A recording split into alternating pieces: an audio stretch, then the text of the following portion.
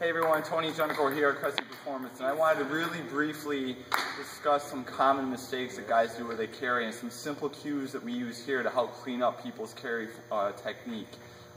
So a big one, I just think, point blank, a lot of guys use way too much weight. So they'll load up their farmer carrier, they'll grab a heavy dumbbell or a kettlebell, and they're just doing a lot of leaning. They're leaning one way or the other.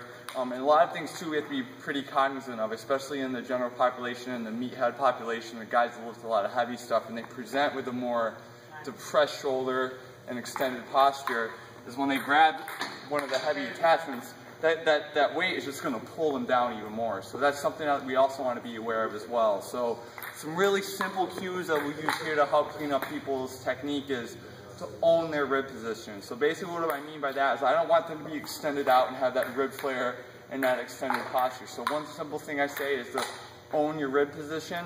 So essentially what you want to do is take your belly button and your nipple line and pretend there's an imaginary line between the two, and you want to own that position. So don't let that imaginary line get longer. So that's cue number one. And cue number two is simply to, when they pick up the weight, to just do a slight shrug. So when I want them to own their rib position, slight shrug. So I don't want the dumbbell to pull them down, I don't want the farmer attachment to pull them down, or the kettlebell to pull them down.